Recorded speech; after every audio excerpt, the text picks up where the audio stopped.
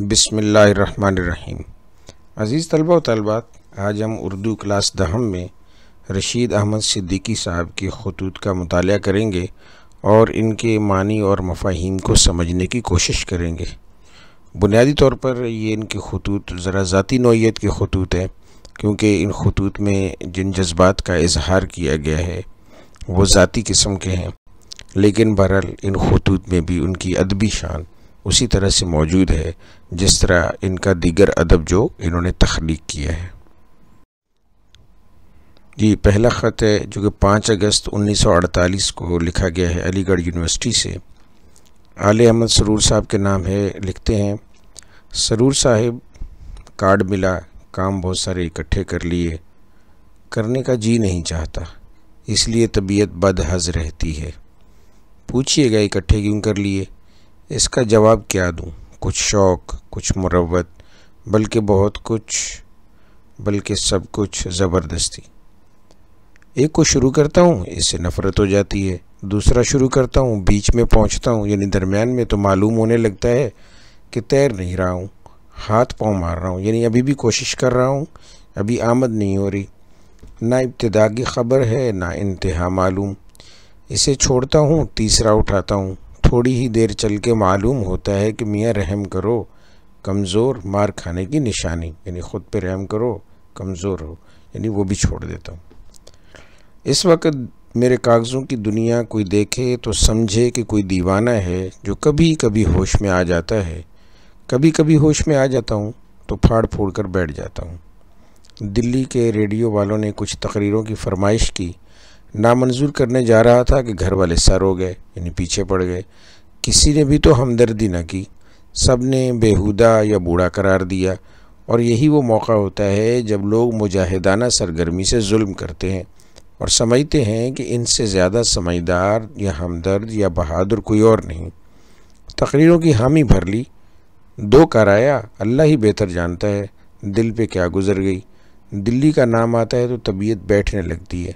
आप जानते हैं वहाँ जाना कैसा शाक होता होगा, यानी कैसा दुश्वार या मुश्किल होता होगा। जी अज़ीज़ तलबा, ये यहाँ पे देखिए कुछ नामों के ऊपर नंबरिंग वगैरह की गई है, 1 2 3 4 5 वगैरह। तो नंबरों की एक्सप्लेनेशन नीचे दी गई है यहाँ पे, आप देखिएगा। तो उसका यानी वो नंबर क्यों दिए गए हैं, इनका मतलब या मफ़हूम क्या लिया गया है, या ये किस बारे में है, या आप यहाँ से भी देख सकते हैं। चलिए आप पढ़ना शुरू करते हैं। हयातुल्लाह अंसारी ने कौमी आवाज़ का 28 जुलाई का पर्चा भेज दिया, यानी अखबार या मैगज़ीन। एडिटोरियल पढ़कर तबीयत में गुदगुदी पैदा हुई, यानी शौक़, आरज़ू, तमन्ना पैदा हुई कि हम भी लिखें कुछ। सब काम छोड़कर 5-7 सफ़े लिख डाले। परसों के पानियर में ख़बर देखी, पाकिस्तान और कश्मीर एक दूसरे से मुलव्वस हैं। लिखना बंद कर दिया, तबीयत खट्टी हो गई, यानी मिजाज जो है वो मूड ख़राब हो गया। देखिए इसका रद्दअमल क्या हो। मुसव्विदा फाड़ दिया, मालूम नहीं मेरे लिखने को हुकूमत या अबनाए वतन क्या समझे। अबनाए वतन यानी हम वतन या अवाम, पब्लिक। ऐसा काम ही क्यों किया जाए जिससे पेचीदगी पैदा होने का इम्कान हो। पेचीदगी मतलब मुश्किल या परेशानी। कोई ये ना देखेगा कि क्या बात कही, क्यों कही। सब कहेंगे अहमक है, फ़ज़ा का रंग नहीं देखता।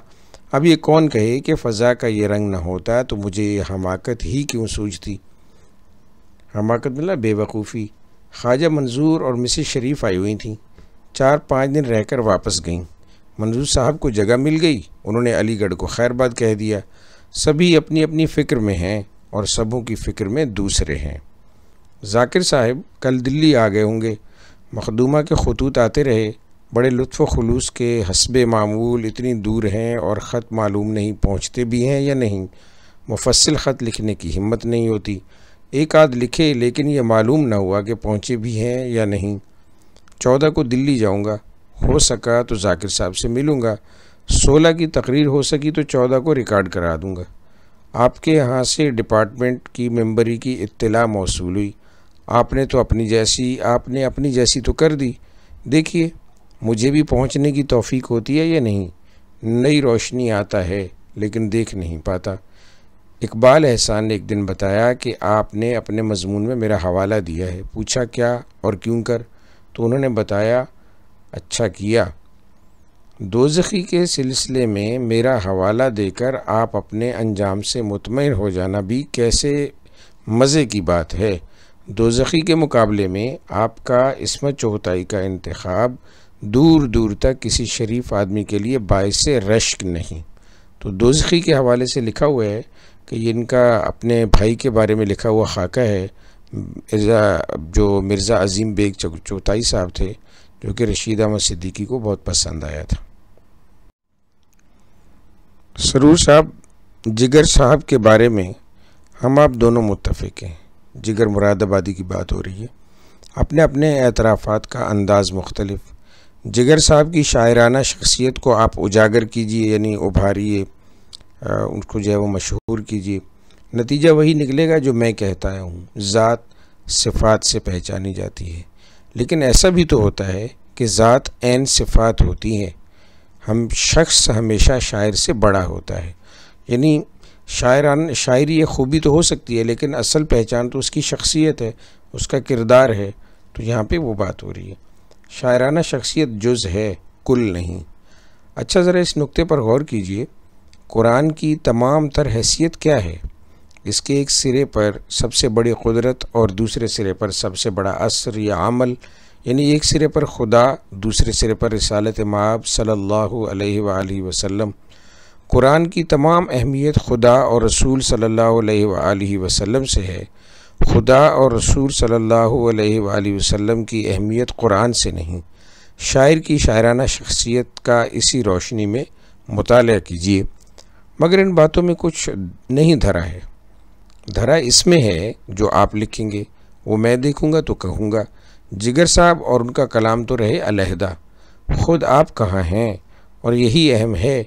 लेकिन ये तो हिर फिर कर मैंने अपनी ही बात कह दी, ला हौल वला कुव्वत। ये कागज़ ख़त्म हो गया और ला हौल वला कुव्वा पर इससे बढ़कर नेक शगुन क्या होगा। आपका रशीद अहमद सिद्दीकी। ये दूसरा ख़त है और ये भी आले अहमद सरूर साहब के नाम है। अलीगढ़ से लिखा गया है 3 अक्टूबर 1948 को। सरूर साहब, आपके 19 सितंबर के ख़त का जवाब अब दे रहा हूँ। चाहता था कि इत्मीनान से दूँ, लेकिन ये ना हो सका। जी हाँ, मुझे ख़ुद बड़ी नदामत है कि मैं वफ़द में शरीक ना हो सका। आप सब मेरे बारे में इस पर जिस कदर नाराज़ हूँ या मुतनफ़िर, वो सब बजा है। यानी नफ़रत करें, नाराज़ हूँ, वो सब ठीक है। 23 सितंबर को इलाहाबाद में मुझे कुछ भिनक मिली थी कि वफ़द से वज़ीर तालीमात ने क्या कहा। आपके ख़त से वजाहत हो गई। देखिए क्या होता है। 23 अक्टूबर को अज़रा की शादी है, 25 को रुखसती। अज़रा की तकरीब का दावतनामा तो आपके पास जाए, लेकिन मुझे शिरकत पर इसरार नहीं। मैं अपने और आपके घराने के ताल्लुकात से वाकिफ़ हूँ। वो इन बातों से ना बनते हैं ना बिगड़ते हैं।